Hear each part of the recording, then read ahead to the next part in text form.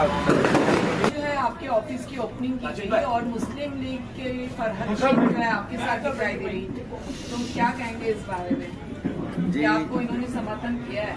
जी अल्हम्दुलिल्लाह, देखिए वो उसका जवाब तो इंशाल्लाह मेरी बहन आपको देंगे। अभी देखिए कि कैसा है कि हम लोगों की अभी पहली ऑफिस की ओपनिंग हुई है, जैसा कि हम लोगों ने अभी मेन रोड पे यहाँ पर ऑफिस लिया और इंशाल्लाह ताला आने वाले वक्त में और भी ऑफिस की ओपनिंग है, तो उसमें इंशाल्लाह ताला हर जगह अभी हम लोग साथ में दिखेंगे।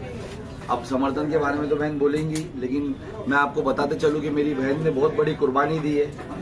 इन्हें भी कैंडिडेटशिप दी गई थी इनकी पार्टी की तरफ से, लेकिन इन्होंने वो मना कर दिया, कैंसिल कर दिया कि इस वजह से कि सिर्फ यहाँ पर मुस्लिम वोटों का बंटवारा ना हो, यहाँ पर हमारे शहर के वोटों का बंटवारा ना हो। और अगर हम लोग आज यहाँ से अपने लोकल आमदार को जीता सकते हैं, एक लोकल आमदार हम यहाँ ला सकते हैं, तो इस वजह से मेरी बहन मेरे साथ हर जगह है अभी इंशाल्लाह ताला, और हम लोग यानी मिल करके इसको प्रचार को आगे करेंगे।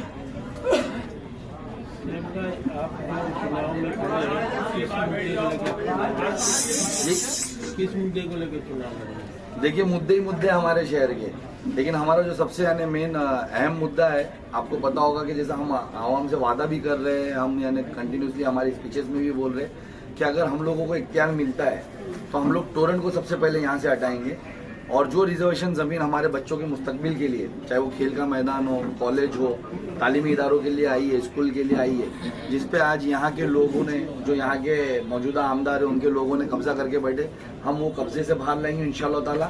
आने वाले वक्त में यहाँ पर तालीमी इदारे बनाएंगे जिससे हमारे शहर के हर बच्चों को हम पढ़ा सकें। साहब भाई, चुनावी वादे तो बहुत होते हैं, लेकिन जीतने के बाद अक्सर आमदार या खासदार जो भी होते हैं वो अपने वादों को पूरा करने में असमर्थ रहते हैं, तो किस तरह से आप मुमरा की आवाम को जो है अपनी तरफ खींचने की कोशिश करेंगे? देखिए आपने देखा होगा माजी में भी हम लोगों ने, ये हमारे लिए कोई चुनावी वादा नहीं है कि टोरेंट हम हटाएंगे और हम टोरेंट बोलेंगे। आपने देखा होगा टोरेंट के लिए किस तरीके से हम लोगों ने बीच में भी पिछले साल भी 10 दिन हम लोग भूख हड़ताल पे रहे। 2019 में भी हमने इसका विरोध किया। जब टोरेंट ने इस शहर में जुल्म बनाने की कोशिश की, तो हमने हमारे तौर पे, चाहे मैं हूँ मेरे तौर पे हमने फाइट की, हमारी बहन है उनने अपने तौर पे फाइट की, तो हम लोग जेन्युइनली टोरेंट को इस शहर से हटाना चाहते हैं। हम इलेक्शन पीरियड में नहीं बोल रहे। आज देखिए कि 2 जन और है इसको टोरेंट को हटाने की बात करे। सोचने वाली बात है कि यहाँ के विधायक का तो मैंने स्टेटमेंट सुना कि अगर तो वो इख्तियार में आ जाते और उनकी सरकार आ जाती है तो वो सबके मीटर चेंज करवा देंगे, और एक ने तो यानी सरकार में आज है ही साल भर से, और वो स्टेटमेंट दे रहे कि मैं टोरेंट को मुझे जिताओ तो हटाऊं। तो जब सरकार में रहकर तुमने साल भर में नहीं हटाया तो अब तुम क्या हिसाब से बोल रहे हो? और तुम किस तरीके से यानी हमारे यहाँ के जो मौजूदा जो अभी माजी के जो विधायक है जो यहाँ पर अभी कैंपेनिंग में बोल रहे, तो वो कई मुंह से बोल सकते कि मैं को अगर आप जिताओगे तो मैं मीटर चेंज करूंगा। यानी आज भी आप कमीशन बंद नहीं कराओगे, सिर्फ मीटर चेंज कराओगे। अरे आपकी जरूरत ही नहीं ना आपके वादों की। इंशाल्लाह ताला हम यहाँ से टोरेंट को हटाएंगे। भरत, भाई आप जो है कब्रिस्तान के मुद्दे को लेकर बैठे थे, पर आज जो है एक प्रेस कॉन्फ्रेंस में जो है कब्रिस्तान का है 7/12 बताया गया, उसमें शमशान भूमि और वो बता दी गई कि हो चुका है। तो अब आपका कब्रिस्तान का मुद्दा इस इलेक्शन में रहेगा या नहीं रहेगा? देखिए बहन, ये जब मैं वहाँ पर भी बैठा था ना, तो वहाँ पर भी अधिकारियों ने मेरे सामने 7/12 लेकर आए थे कब्रिस्तान का। आप मेरे साथ कोर्ट चलिए, कोर्ट के अंदर देखिए कि कितने 7/12 वाले केसेस वहाँ पर पेंडिंग पड़े हुए हैं। 7/12 पे होने से क्या होता है? हम क्या कह रहे हैं कि आप इतना लीगल बता ही रहे हो ना, तो टीएमसी कमिश्नर का चाइल्ड लाइन का लेटर लिखा के ले लो कि ये कब्रिस्तान लीगल है। वो क्यों नहीं बता पा रहे? आप सब प्रोसीजर्स के पेपर क्यों बता रहे कि 7/12 पे चढ़ा, फिर अधिकारियों ने उसको जगह को कब्जे में ली, फिर हमने इसको ताबे में लिया, और ये सब गोलमोल क्यों कर रहे? ये सब पेपर तो मेरे पास भी अधिकारी लेकर आए थे, मैंने उनके मुंह पे नकार दिया था।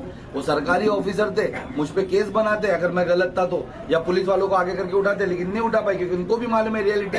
7/12 पे चढ़ाने से कुछ नहीं होता। 7/12 पे तो कितनों के लिटिगेशन पड़े आज भी कि 7/12 पे उनका नाम है या उनकी जगह है, लेकिन वो कब्जे में। अभी जो 7/12 पे कब्रिस्तान का बता रहे, वो 7/12 पे कभी किसी और का नाम था ना, तो नाम हटा नहीं, उसका फेरफार हुआ नहीं। 7/12 पे कल फेरफार फिर हो जाएगा। तो ये गुमराह कर रहे हैं, आप इनकी गुमराहत से बचिए। ये आवाम को गुमराह कर रहे हैं इन लोग, यानी अभी इलेक्शन पीरियड में बस पेपर बता करके, यानी उसकी हकीकत नहीं पता। हाँ, आप हमसे पूछे तो हमने हकीकत बताइए, आप आवाम समझेगी सच क्या है। ये जो शहर भर के अंदर स्टेशन से लेकर के औसा तक नहीं चलेगा समय जो देख रहे ट्रैफिक का मसला जी, और गैर कानूनी हॉकर का मसला जी, इसके ऊपर आप क्या एक्शन लेंगे या क्या करेंगे आप जीतने के बाद? जी देखिए कि मुझे बहुत यानी बेबसी सी महसूस होती है जब कब हॉकर्स के ऊपर बात होती है। तो आप सोचिए उनकी क्या गलती है। यहाँ पर एक शहर बसाया गया और वो शहर की आबादी डे बाई डे बढ़ाई गई इलीगल कंस्ट्रक्शन करके। आज यहाँ पर लोग रोजगार के लिए रोड पे अगर धंधा लगा रहे, आपने उनको शहर बसाने के लिए जो आपका काम था, यहाँ के विधायक का काम था 15 सालों में, एक हॉकर जोन नहीं दिया।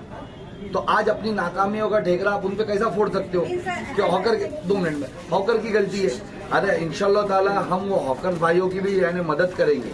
अगर हम इख्तियार में आते तो आपने देखा होगा इस शहर में इससे पहले 3 से 4 बार हॉकर जोन बनाए गए, फिर तोड़ दिए गए और उसके ऊपर करप्शन किया गया।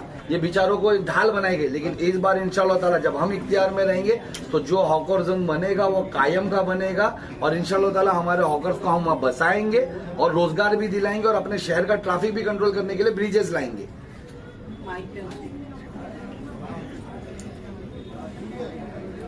एक मिनट फरहत, आप मुस्लिम यूनियन लीग की लीडरशिप कर चुकी हैं और लीडर रही हैं और आपने मुमरा के बहुत से भ्रष्टाचार जो है अकेले भी खोला है और आप मुस्लिम लीग से एक अच्छी कैंडिडेट बन करके खड़ी हो सकती थी। लेकिन आखिर क्या वजह थी जो आपने सैफ पठान का दामन पकड़ा, सैफ पठान का हाथ पकड़ा, बाकी किसी पार्टियों का साथ क्यों नहीं दिया? अस्सलाम वालेकुम, फरहत शेख मैं और इंडियन यूनियन मुस्लिम लीग पार्टी से आज आप सभी के सामने, क्योंकि ये बहुत अवेटेड लोगों का बहुत ये था कि कब मुस्लिम लीग से कोई स्टेटमेंट या उनका क्या स्टैंड है वो आए। काफी समय से लोग जो है वो इस चीज के लिए रुके हुए थे और काफी लोगों ने शायद ये भी कहा था कि आपको भी लड़ना चाहिए। लेकिन हम ये नहीं भूल सकते कि हम हमेशा खड़े हुए हैं तो शहर के लिए खड़े हुए हैं, हम हमेशा यहाँ पर खड़े हुए तो अपनी कौम के लिए खड़े हुए। आज देश भर में जो हालात चल रहे हैं तो उस चीज को तो हम नकार नहीं सकते। तो आज उनको सपोर्ट करने वाले, आज जब वो एक साथ खड़े और 15 साल से जो लोगों को शहर को गुमराह करने वाले लोग, जो लोगों को यहाँ के लोगों को जो फैसिलिटीज नहीं मिली और जो मिलनी चाहिए वो चीजें नहीं हुई, तो उन लोगों का साथ हम कैसे दे दें? आज अगर लोगों ने मुझे मुमरा की बेटी कहा है तो मुमरा की बेटी का फर्ज मुमरा के लोगों के लिए पहले बनता है। आज अगर ये मेरा बड़ा भाई अगर ये काम कर रहा है और ये मेरे और इनके काम हमेशा शहर के लिए रहे हैं। आपने अगर देखा होगा तो इससे पहले भी हमने पूरी कोशिश की। मैंने कहा था टोरेंट के लिए अगर जो खड़ा रहेगा मैं उसके साथ हमेशा खड़ी हूँ। आप बोलोगे तो मैं अपना पार्टी का बैनर हटा के भी खड़े रहने के लिए तैयार हूँ। तो ये शहर के मामला है। अगर आप कहोगे तो ये बस बात यही थी कि मैंने मेरे भाई का साथ दिया। मैंने भाई का साथ इसीलिए दिया क्योंकि हर कोई ये जो है ना अपनी एक ये कोशिश में लगा था। लोगों ने ये बताने की कोशिश की कि भाई सिर्फ जो है वो ये 2 पार्टी है। तो मेहरबानी करे, ये जो थाना के इम्पोर्टेड कैंडिडेट्स है ना, इनका तो अब हमको बाइकआउट करना है। और अब जो है वो लाजमी बनता है कि आपके मुमरा शहर के बच्चे आपके सामने आपके शहर की खिदमत के लिए एक साथ एक प्लेटफॉर्म पे साथ में खड़े हुए हैं। अगर हम शायद मैं भी अलग खड़े हो सकती थी, ये भी हो सकते थे। इससे ये होता था कि शहर के मुसलमानों के वोट जो वो डिवाइड होते थे और हमें सारे वोट्स को एक जगह लाना था।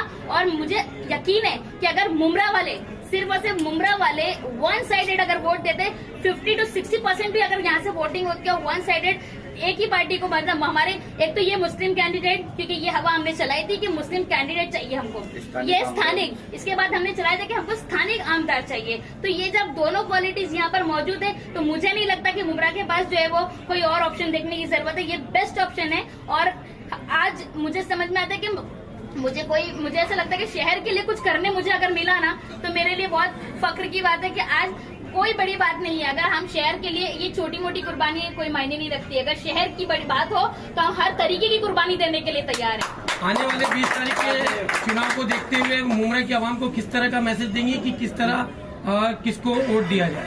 देखिए, मैंने अभी कुछ बयानात सुने वो इम्पोर्टेड थाना के कैंडिडेट्स वालों उनके, किसी ने कहा कि भाई हम तो इलेक्शन के बाद नहीं, हम तो उससे पहले आपसे वादा किया और हमने ये चीज आपको लाकर दे दिया। तो मैं ये सोचती हूँ, एक माइंड सेट है, मैं आपके सामने ये क्रिएट करना चाहती हूँ, लोगों के सामने, ये वोटर्स के सामने, कि जो बंदा सत्ता में नहीं है, पावर में नहीं है, तो भी तो काम कर रहा है ना, तो उसको सत्ता में लाने की जरूरत क्या है? काम तो वैसे भी निकाल सकते हैं उससे हम लोग। सही बात है कि नहीं? तो उसको लाने की जरूरत क्या है? पहली पॉइंट। और रही बात दूसरे की, जो 15 साल से यहाँ काबिज है, उसको तो लोगों ने अच्छा खासा वो इस इलेक्शन में उनको जो है वो बता देंगे कि अब जो है बाहर के लोगों की जरूरत नहीं है। मुमरा के बच्चे, मुमरा की बेटी, उसका भाई सैफ पठान इतने कैपेबल है कि अपने शहर की खुद हिफाजत कर सकते हैं, हमको दूसरों की जरूरत नहीं है।